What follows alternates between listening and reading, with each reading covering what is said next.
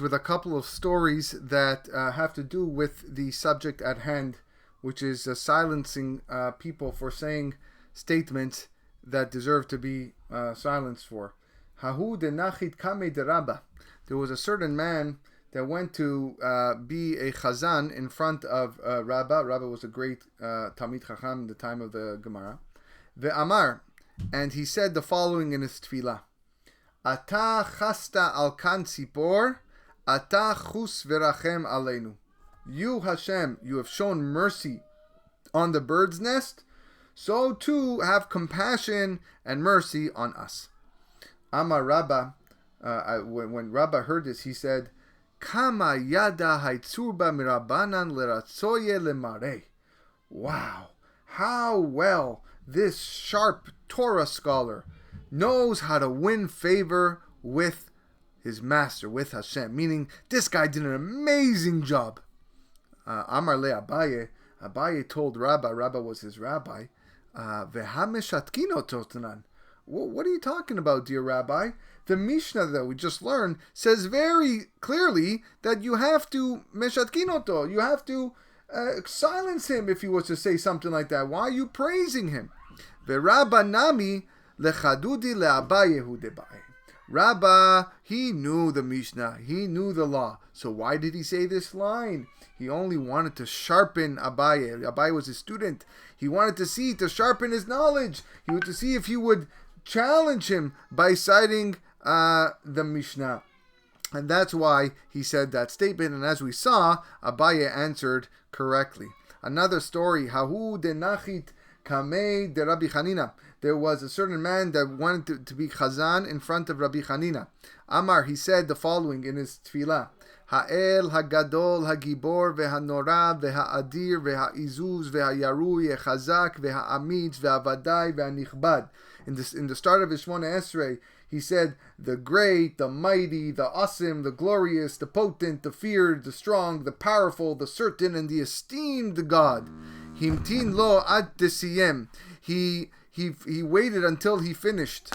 Ki siyem amarle, when he was done, Rabbi Chanina told him, he said to him, Siyamtinhu lishvachei demarach. Did you complete all the praises of your master by adding all this? Lama li kulehai. What need do I have for all these praises? And he continued, Anan hanitlat de amrinan, the three praises that we say in our Shemona Esrei, which is Hagadol, Hagibor, Ve'anora, those are the only three we say. These three that we say, Ilav de amrinhu Moshe Rabbeinu be'oraita. If Moshe Rabbeinu didn't recite them himself in the Torah, Be'atu Anshe Knesset Hagdola V'takninu B'tfilah, and the Anshe Knesset Hagdola didn't establish them in Tfilah, if they didn't do so, Lav Havinan Yecholin Lemeimar Lehu, we would never be able to recite them. Because who are we to say these amazing terms of praise about Hashem? We're only doing it because Moshe said them and the Anshe Knesset Hagdola put them in our Tfilah. Yet Ve'at Amart Kulehai Ve'azalt, and yet you're saying all of these and continuing with more and more and more words. Mashal lemelech basar vadam. This can be compared to a king of flesh and blood, a normal human king. Shayu lo elef alafim dinrei zahav, who had thousands and thousands of golden dinars, golden coins. V'ayu mekalsin oto b'shel kesef. But the people would praise him, but that he had thousands of silver coins, and he wouldn't talk about the gold.